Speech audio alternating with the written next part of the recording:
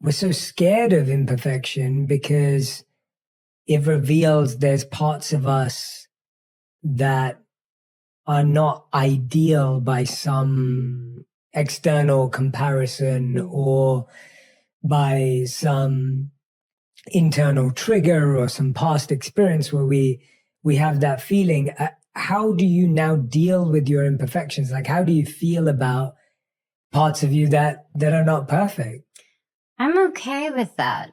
I actually think a lot of who I am are just a few things that are not perfect. Even down to my laugh. Sometimes I used to be insecure about my laugh, or, the fact that I'll always talk during a movie, or, I always do something minuscule. And I think little things like that make me happy because I feel like everybody else in the world. For example, very small example, but this Halloween, I was a banana, and I genuinely just like got the cheapest outfit, put it on, and roamed around Times Square with my friends and had the best time. And everyone kept sending me these memes because everybody else kind of went all out, and maybe I could have painted my face and done a little more, but everyone looked really sexy and fun, and literally I was a banana.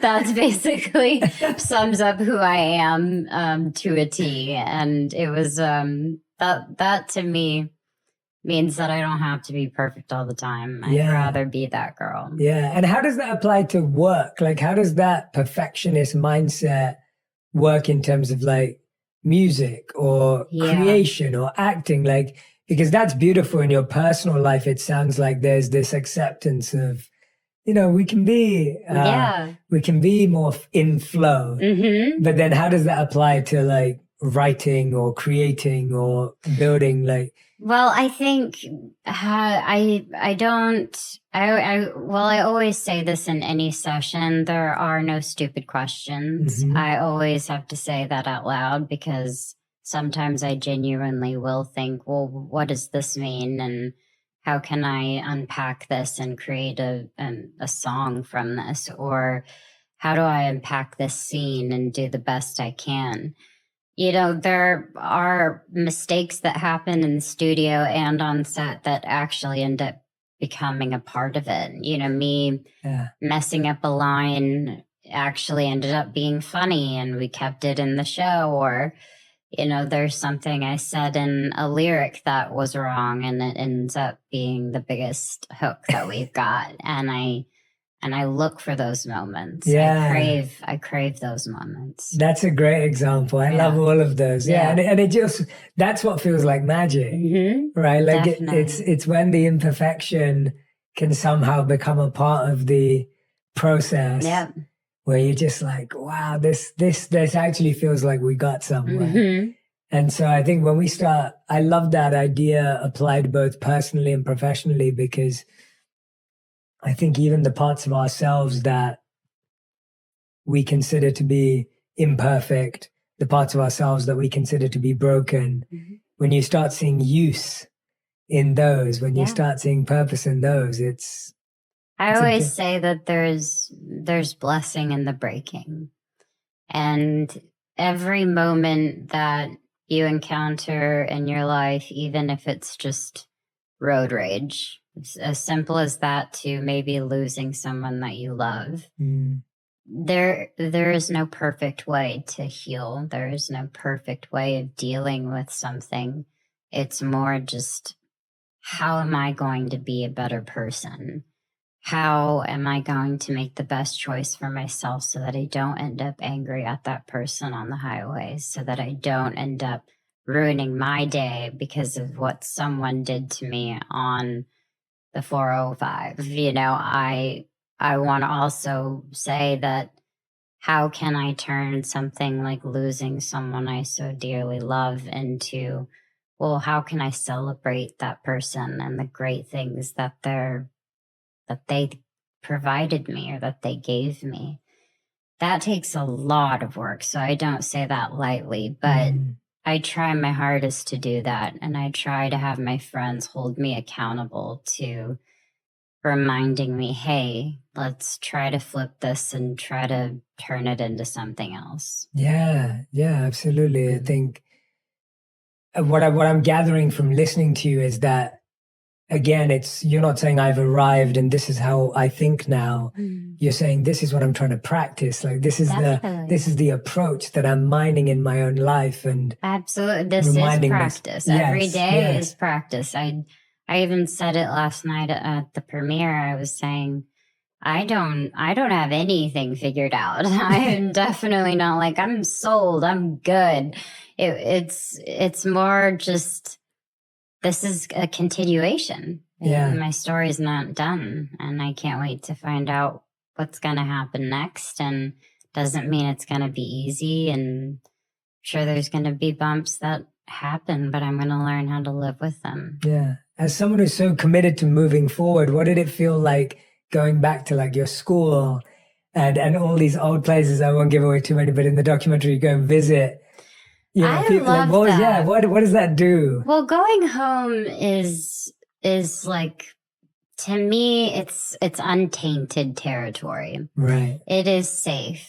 It is simple and kind. Where I'm from, it is all about, you know, being together, loving each other. I go home and people are like, welcome home, Miss Gomez. They're not, you know, treating me any differently. And I enjoy visiting, you know, what made me who I am.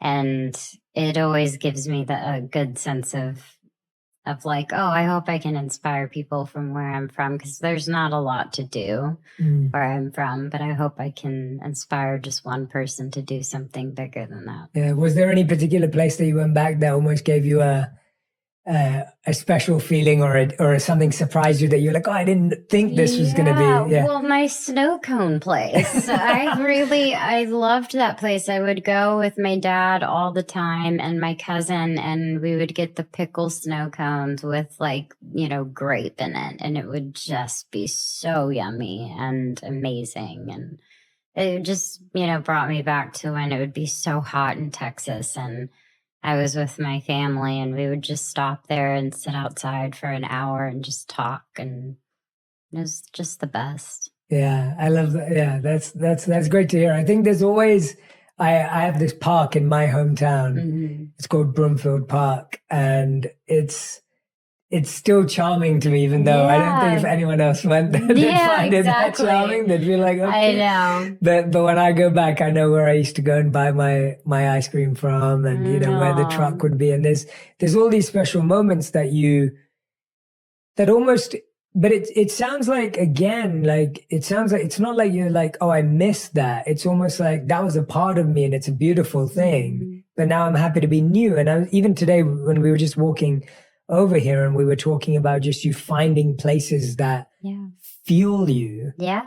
And it seems like you've become open to saying, okay, it's okay that life is changing and transitioning. Yeah. And there's new places that feel more like home than old places. I hate change. I really do. But I felt in the past year, which is it's pretty new. Yeah. I have really, really embraced the uncomfortableness of change. And I think it's because I get so exhausted of the same thing over and over again. And it scares me, but I did learn that my world can be bigger. By being in a different destination. I work on my show, Only Murders in the Building. It's in New York where I shoot, and I've never spent more than a week or two in New York, and I'm there for months. And just that alone was an uncomfortable, you know, experience. But I loved it, and I loved the friendships I made, and the knowledge that I was gaining, the people I was around, the park and walking and just how precious life is. It's celebrated. There's culture. It just becomes addicting to want to put yourself in these situations and see what happens. So I will say in the past year, I've felt more comfortable with change, and I'm grateful for it. And I'm going to continue to do that. And I want that. How did you get comfortable with that discomfort, I guess, in the first place? If you're someone who said, like hated change, didn't like change, like what, I guess obviously naturally work and everything like that. But was there something internally where you're like, okay, now I need to, because you've done uncomfortable things your whole life, right? Yeah, definitely. Like you've had to do so many difficult things, whether it's going on tour when you're young or transitioning careers. You've constantly done uncomfortable things. Yeah, but I think I had always kind of returned to the same behavior and the same pattern of maybe, well, I'm nervous of going out because I don't want to be seen today, or I'm going to just stay in because I feel anxious, or I don't want to go out to that event because I don't want to get seen. I was finding myself just being terrified of the world, and that just isn't a way of living. And it's easy to go do a job because, well, I'm with a bunch of people. They help me look good. I do my job. I smile and I'm done. But taking spontaneous trips or, getting out and going to the Balboa Park, which is a very simple park, just doing that kind of stuff is necessary. And I noticed that New York really helped me. It just really opened me up. The show is really great. And I think being around a bunch of New Yorkers, it does something to you, man. It's good. Yeah. Well, one of the biggest changes in atmosphere that you talk about in the documentary is you go to Africa. You're right. And that's a big change. Definitely. Even if it's a shorter period of time, but you were still there for a I was there for a week, yes. Yeah. But I mean, that definitely wasn't the first time that I had taken trips.